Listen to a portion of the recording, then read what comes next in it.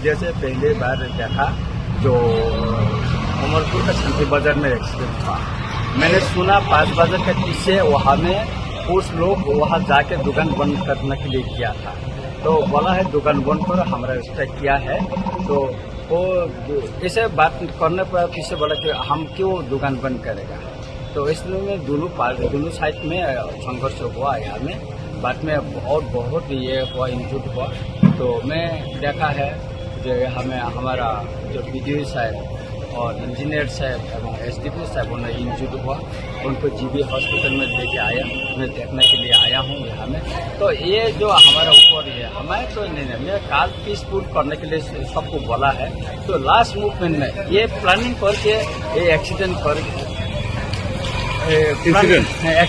किया है, तो मैं जानते नहीं, लेकिन ये प्री प्लान हो सकता है। ये এটা কারো পরিকল্পনা থাকতে পারে, কারণ 5টা বাজার পরে অধিকাংশ জায়গাতে বাইক পোতার জন্য আমি নিজে বলে দিয়েছি যে আমাদের পিকেটিংটা উঠিয়ে দাও, বনটা থাকবে 24 ঘন্টা, এটা উঠে নেওয়ার জন্য আমি নিজে বলেছি যে বাইক পোতার জন্য, যেটা আগরতলায় আমরা সবার অনুরোধে আমরা 3টার দিকে উঠে দিয়েছিলাম। এবং এই ঘটনা খুবই দুঃখজনক। আমি কালকেও দিদি সাহেবের সঙ্গে কথা বলেছি, আজকে সকালে কথা বলেছি, উচিত যে হোক এই ঘটনা যাতে অ্যারেস্ট হয়, সে যে করুক, এই ঘটনার দোষী শাস্তি যেন, উপযুক্ত শাস্তি, কঠোর শাস্তি যেন পায়, সেটা আমি করি। এবং এই ঘটনা আমি নিন্দা জানাচ্ছি, এবং যারা এখানে অ্যাক্সিডেন্ট হয়ে, যারা এখানে আহত হয়ে যেন জীবিত অ্যাডমিশন হয়েছেন, আমি তাদের প্রতি আমার সহানুভূতি এবং মর্মতা এবং সহযোগিতা থাকবে। আমি তার পরিবারের সঙ্গে কথা বলেছি এবং আমার নিজের মোবাইল নম্বর কার্ডগুলি আমি দিয়েছি, যে কোনো সহযোগিতা তাদের যদি প্রয়োজন হয় সেটা আমি তাদেরকে করব, এই প্রতিশ্রুতি আমি দিয়েছি।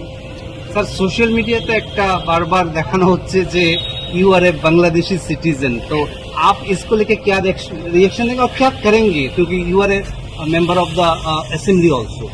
हम कानून में क्या लिखा है हम देखेंगे, कानून से हम लड़ाई करेंगे।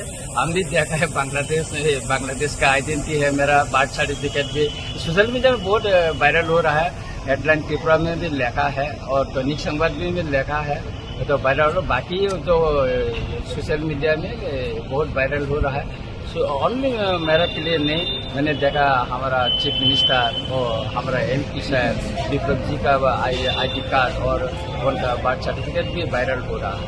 हम कानून में क्या है, हम कानून से लड़ाई करेंगे, और वो जो हमारे असेंबली का जो प्रिविलेज कमिटी है, हम वहाँ में कम्प्लेन करेंगे और जल्दी एक्शन के लिए हम सर এটা কি ফেক নাকি? এটা সম্পূর্ণ ফেক। আপনারা বলুন, আমার এখানে তো মানে কি বলবো, আমার দাদুর থেকে তো এখানে, আপনারা তো বলেন না আমি কি বাংলাদেশি এখানে। আসল কথা হচ্ছে কি, এটা কোথায় ওরা পেয়েছে, কোথায় কি কে বানিয়েছে, এটা বানিয়ে এটা ভাইরাল করেছে, সেটা খুঁজে বাইর করার জন্য আমি কেস করব, আইনের মাধ্যমে আমি লড়াই করব। ওরা যারা এটা বিরুদ্ধে আমার এগেন্সে যারা ভাইরাল করেছে এই ফেক এই আইডি কার্ড এবং জন্ম সার্টিফিকেট নিয়ে আমি আইনের লড়াই করব।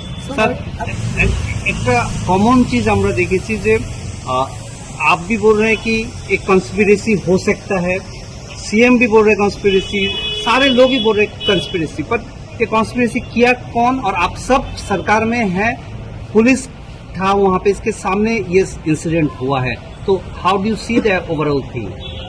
मैं बोलूँगा पुलिस वहाँ में थे, पुलिस क्या कर रहा है? जिस टाइम में वहाँ में संघर्ष हुआ, पुलिस क्यों माना नहीं किया?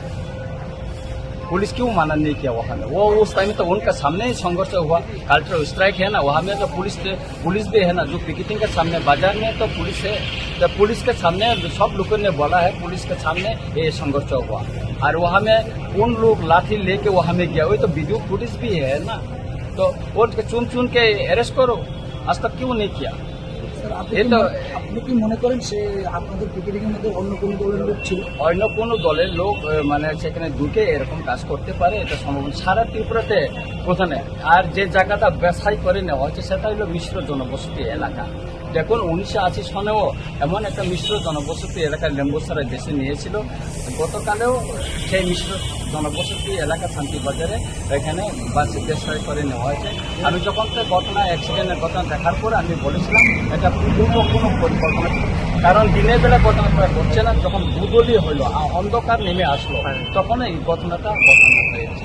সুতরাং এটা পূর্ব পরিকল্পনা ছাড়া আর এরকম ঘটনা তো ঘটার সম্ভাবনা নাই। স্যার কাকুকে কি আপনারা চিহ্নিত করতে পেরেছেন এখন পর্যন্ত? এখন পর্যন্ত চিহ্নিত করতে পারেনি। অন্যান্য ত্রিপুরাসারও ইনজুর হয়েছে, একজন বুলেট ইনজুর কোলাই হসপিটালে আছে। আমি কথা বলেছি, আমি ডিজি সাহেবকেও বলেছি, ওনাকে ট্রিটমেন্ট দেওয়া হয়েছে। আরও কয়েকজন ইনজুর হয়েছে, আর 4 জনের নাম আমার কাছে এসেছে। অনেকে বইয়ে ট্রিটমেন্টে যাচ্ছে না, আজকে তাদেরকে পুলিশ এসকর্ট করে সেখানে পাঠানোর জন্য আমি বলেছি যে তারা ট্রিটমেন্ট হয়ে যাবে। আমার কাছে কিছু ফটো আছে তাদের ইনজুরগুলি, মানে অনেকের পেটের মধ্যে একজনের তীর লেগেছে, সে ছবিটাও আমার কাছে আছে, ওটা আমি আলোচনা করব। এবং আজকে আমি সেখানে যাওয়ার কথা ছিল, ডিজি সাহেব বললেন সেখানে সিচুয়েশন তো নর্মাল এখনও হয়নি, আপনি 1 দিন ফুল করে দেন, আবার সেখানে যাওয়া আমি সব অংশের জনগণের সঙ্গে আমি দেখা পাবো। স্যার বুলেট যে ইঞ্জুরি হয়েছে এটা কি পাবলিকের দ্বারা নাকি পুলিশ দ্বারা? এটা কে করছে জানি না, কেন পায়ে দিয়ে। ওনার নাম হচ্ছে অজিত দেববর্মা, উনি কোলাই হাসপাতালে আছে। আজকে অনেক সাংবাদিকরা ওনার ইন্টারভিউ নিয়েছে, আমি ডিজি সাহেবকে জানিয়েছি। ডিজি সাহেব বলছে এটা বুলেট ইনজুর নাও হতে পারে, কিন্তু যিনি ইনজুর হয়েছে উনি বলছে ওটা পাওটা একদিকে লেগে বাইরে হয়ে গেছে এবং এখানে অপারেশনের দরকার নেই, কিন্তু ওনার ব্যান্ডেজ বড় হয়, একটা ইনজুর হয়ে যাবে। Thank you sir.